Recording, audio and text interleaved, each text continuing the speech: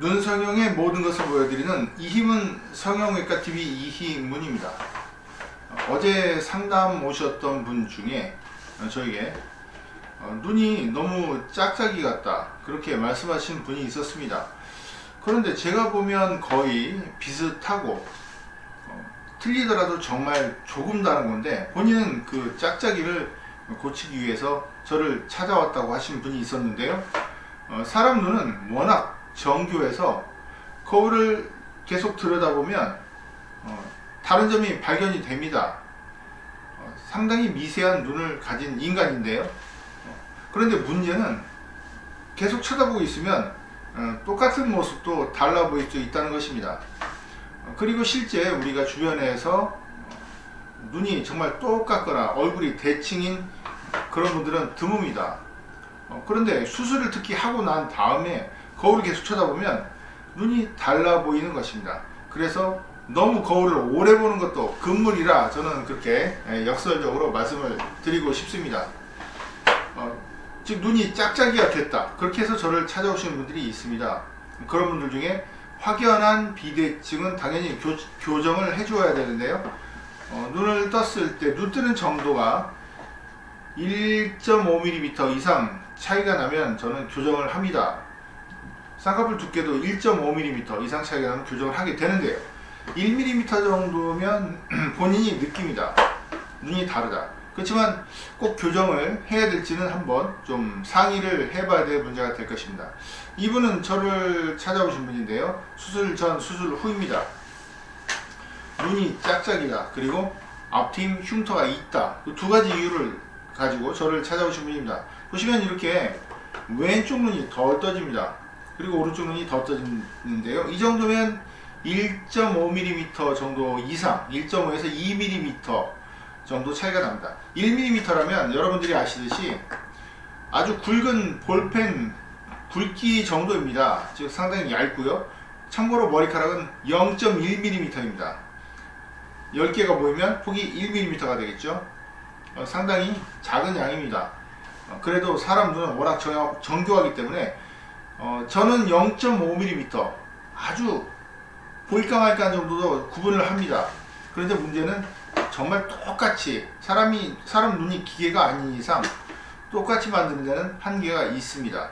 그래서 그 짝짝이냐 아니냐 기준은 보편적으로 봤을 때 비대칭이 두드러지냐 그걸 기준으로 봐야 될 것 같습니다. 이런 경우 어떻게 교정을 해야 될까요? 왼쪽 눈이 덜 떠집니다. 그리고 눈 앞쪽에 흉터가 있는데요. 두 가지를 교정해야 만족을 하겠죠. 수술 후의 결과를 보면 이렇게 대부분의 대칭의 눈으로 교정을 했고요. 즉 이런 경우 비대칭이면 눈 뜨는 정도를 교정을 하는 것이 중요합니다. 왜냐하면 눈이 비대칭의 원인 자체가 한쪽 눈이 덜 떠지기 때문입니다. 그리고 눈 앞쪽 흉터는 흉터의 양상에 따라 또 여러 가지로 구분을 할 수 있겠지만 지금 보시면 흉터의 양상이 선이 안쪽으로 삐뚤어진 그런 형태의 흉터입니다. 물론 앞트임에서 생긴 흉터입니다. 두 양쪽 눈 모두 선이 가다가 잘 가다 앞쪽으로 비뚤어져 튀어나옵니다. 이런 경우는 비교적 교정이 어렵지가 않습니다. 수술 후 사진을 보시면 이런 식으로 연결되는 선으로 교정을 했습니다. 원래 눈 앞쪽의 흉터, 앞트임 흉터는 교정이 제가 좀 과하게 말씀드리면 불가능하다 이렇게 말씀드릴 수 있습니다. 그만큼 교정이 어려운 부분인데요. 어떻게 교정이 가능할까요? 그냥 선을 다시 그으면 되지 아니면 잘라내고 봉합하면 되지 이런 방법으로는 오히려 흉터가 더 심해집니다.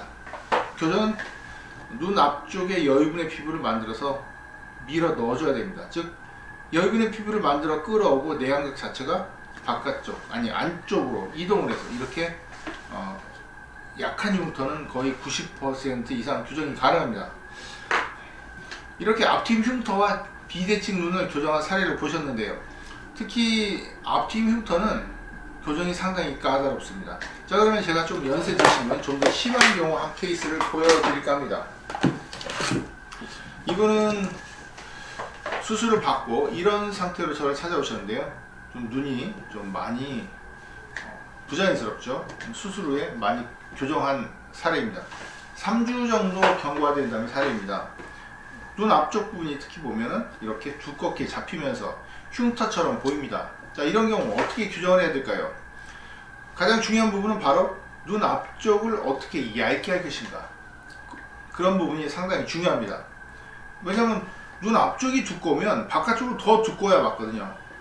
쌍꺼풀 모양은 흔히 우리 한국 여성의 경우에 있어서는 앞쪽은 얇고 바깥쪽이 두꺼워져야지 자연스럽습니다. 그런데 이렇게 두껍게 되면 교정이 쉽지가 않습니다. 특히 눈 앞쪽이 부자연스러운 이유 중에 하나는 쌍꺼풀 라인처럼 자연스럽게 곡선으로 쭉 가야 되는데 지금 보면 삐뚤삐뚤합니다. 각진 부분이 이 부분 그리고 속눈썹 안쪽도 막혀 있습니다. 이런 경우라면 당연히 쌍꺼풀로 보이는 것이 아니고 절개선이 흉터로 보이게 됩니다. 눈에 흉터가 있다, 눈 앞쪽에 흉터가 있다, 이런 경우에 정말 흉터인지 아니면 흉터처럼 보이는 건지를 구분을 해야 됩니다.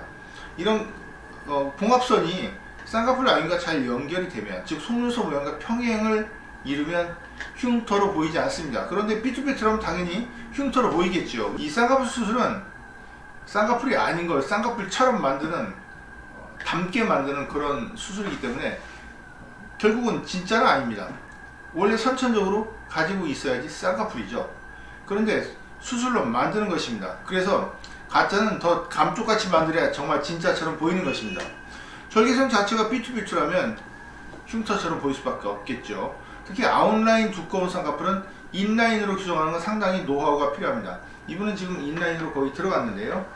보시면 이렇게 앞쪽에서부터 얇고 자연스럽게 시작하는 라인으로 교정을 하면 수술한 티가 훨씬 덜 나게 됩니다. 문제는 어떻게 고칠 것인가? 이렇게 두껍게 펴진 아웃라인 쌍꺼풀을 과연 인라인으로 교정이 가능한가? 그 부분은 상당한 그런 기술적인 부분이 있기 때문에 저를 방문하시면 어떻게 규정하는지 설명을 드릴 수가 있겠습니다.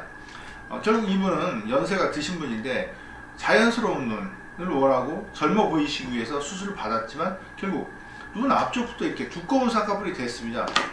특히 이런 경우에 환자분께서 수술하는 집도의 선생님께 저는 눈을 좀 시원하게 해주세요, 눈을 커 보이게 해주세요, 길어 보이게 해주세요, 그래서 눈 앞쪽부터 아웃라인으로 두껍게 빼는 경우가 있습니다. 물론 의사소통에 문제도 있다고 봐야 되겠죠.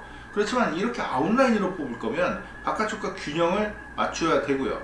또 삐뚤빼뚤한 선은 절대 쌍꺼풀이 자연스럽게 보일 수가 없는 것입니다. 재수술 역시 어렵죠. 왜냐하면 눈 앞쪽은 아시다시피 여유분의 피부가 없어 당길 게 하나도 없습니다. 만져보면 이 부분을 잡고 만져보면 유격 자체가 거의 없는 부분입니다. 왜냐하면 뼈 위에 얇은 근육층과 피부밖에 없기 때문입니다.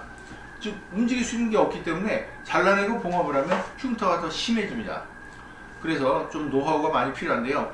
아웃라인 빠진 건 눈 앞쪽으로 방위를 해서 피부를 만들어 와야 됩니다. 그리고 내안각 모양을 바깥쪽이 아니라 안쪽으로 조금 이동시켜서 이렇게 겹쳐지도록 해야지 인라인에 가까운 쌍꺼풀로 교정이 가능합니다. 그러니까 오늘 이렇게 앞트임 흉터가 있는 아웃라인 쌍꺼풀 그리고 비대칭 사례들을 어떻게 교정할 것인가 두 분의 케이스를 가지고 설명을 드렸는데요. 특히 아웃라인 두꺼운 쌍꺼풀, 앞트임 흉터가 있는 경우는 일반적인 그런 수술로는 교정이 상당히 어렵다, 그런 말씀을 드리고 싶습니다. 시청해 주셔서 감사합니다.